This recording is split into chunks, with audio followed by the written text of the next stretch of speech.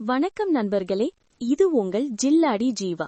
இன்னைக்கு நாம ஒரு மிக முக்கியமான ஆழமான விஷயத்த பத்தி பேச போறோம்.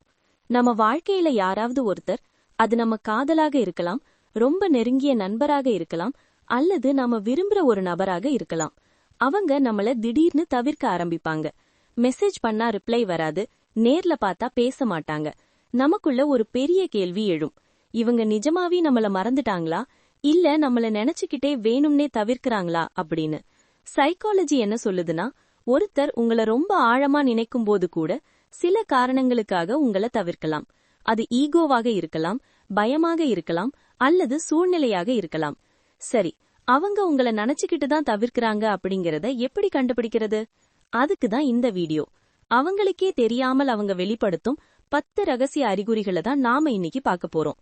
இந்த வீடியோவை முழுசா பாருங்க, அப்போதான் அந்த சைக்காலஜி உங்களுக்கு தெளிவாக புரியும். வாங்க வீடியோக்குள்ள போலாம். அறிகுறி 1, சோஷியல் மீடியா கண்காணிப்பு. The social media ஸ்டாக்கர். முதல் விஷயம், அவங்க உங்களை நேர்ல தவிர்க்கலாம், போன் பண்ணாம இருக்கலாம், ஆனா உங்க சோஷியல் மீடியாவை விடுவாங்களா? மாட்டாங்க.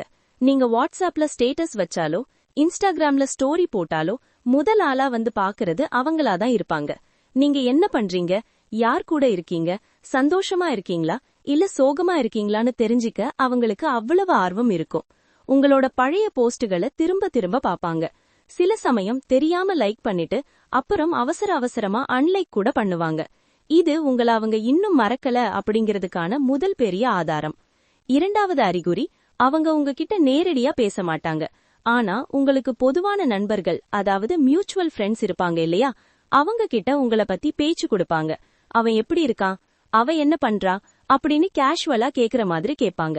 ஆனா உள்ளுக்குள்ள உங்களை பத்தின ஒவ்வொரு அப்டேட்டையும் தெரிஞ்சுக்கணும்னு அவங்களுக்கு ஒரு தவிப்பு இருக்கும். உங்களை விட்டு விலகி இருந்தாலும் உங்களை பத்தின தகவல்கள் அவங்களுக்கு தொடர்ந்து வந்துகிட்டே இருக்கணும்னு நினைப்பாங்க. மூன்றாவது விஷயம் ரொம்ப சுவாரஸ்யமானது. நீங்களும் அவங்களும் ஒரே இடத்துல இருக்கீங்கன்னு வச்சுக்குவோம். ஒரு ஆபீஸோ காலேஜோ இல்ல ஒரு ஃபங்க்ஷனோ. அவங்க உங்களை தூரத்துல இருந்து ரொம்ப நேரமா பாத்துக்கிட்டே இருப்பாங்க. ஆனா நீங்க சட்டுன்னு அவங்கள திரும்பி பாத்தீங்கன்னா உடனே அவங்க பார்வைய வேற பக்கம் திருப்பிடுவாங்க.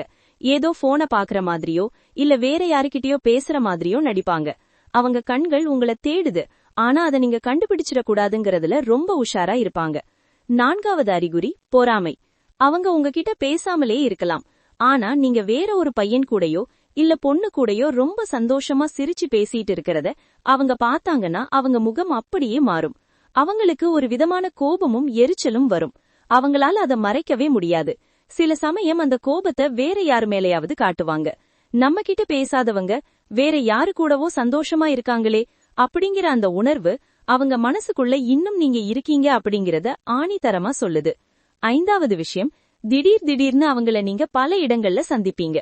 நீங்க வழக்கமா போற டீ கடை, பஸ் ஸ்டாப், லைப்ரரி அல்லது கோவில்னு நீங்க இருக்கிற இடங்கள்ல அவங்களும் தற்செயலா வர மாதிரி வருவாங்க. அட, நீயும் இங்கதான் இருக்கியா அப்படின்னு ஒரு பில்டப் கொடுப்பாங்க. ஆனா உண்மை என்னன்னா, நீங்க அந்த நேரத்துல அங்க இருப்பீங்கன்னு அவங்களுக்கு நல்லாவே தெரியும்.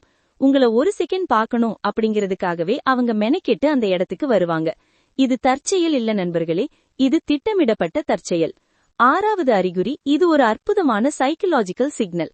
உங்களை அவங்க அவாய்ட் பண்ணாலும் ரொம்ப நாள் கழிச்சு எப்பவாவது பேச வேண்டிய சூழ்நிலை வரும்போது நீங்க எப்பவோ சாதாரணமா சொன்ன ஒரு விஷயத்த அவங்க ஞாபகம் வச்சு சொல்லுவாங்க.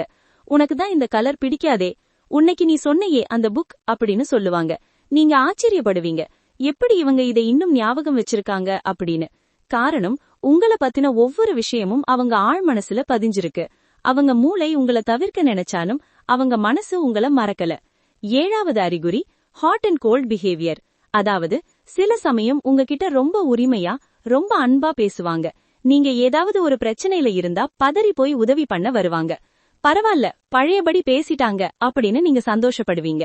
ஆனா அடுத்த நாளே உங்கள முகம் கொடுத்து கூட பார்க்க மாட்டாங்க, மறுபடியும் தவிர்க்க ஆரம்பிச்சிருவாங்க.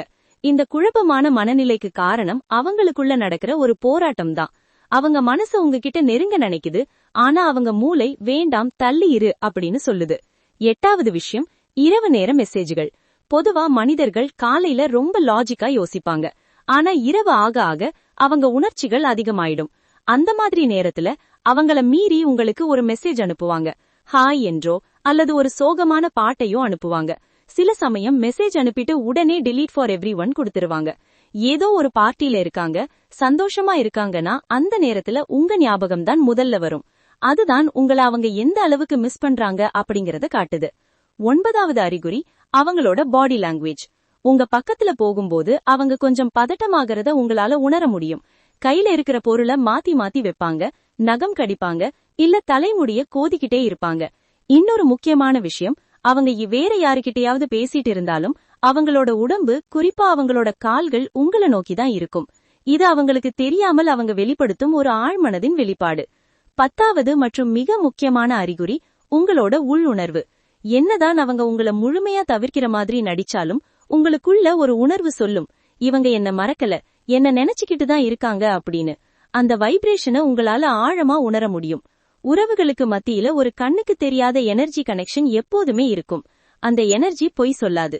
சோ நண்பர்களே, ஒருத்தர் உங்களை தவிர்க்கிறாங்க அப்படிங்கிறதுக்காக அவங்க உங்களை முழுசா மறந்துட்டாங்கன்னு அர்த்தம் கிடையாது.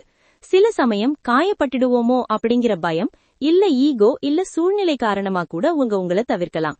இந்த 10 அறிகுறிகள்ல எத்தனை அறிகுறிகளை நீங்க உங்க வாழ்க்கையில கடந்து வந்திருக்கீங்க, இல்ல இதை யாரிடமாவது கவனிச்சிருக்கீங்களா அப்படிங்கறத மறக்காம கமெண்ட்ல சொல்லுங்க. உறவுகள் சம்பந்தமா உங்களுக்கு வேற எந்த மாதிரி டாபிக்ல வீடியோ வேணும்ங்கறதையும் கமெண்ட்ல கேளுங்க. இந்த வீடியோ பிடிச்சிருந்தா லைக் பண்ணுங்க, உங்க நண்பர்களுக்கு ஷேர் பண்ணுங்க. மறக்காம நம்ம சேனலை சப்ஸ்கிரைப் பண்ணிடுங்க. மீண்டும் ஒரு அருமையான வீடியோல உங்களை சந்திக்கிறேன். விடை பெறுவது உங்கள் ஜில்லாடி ஜீவா.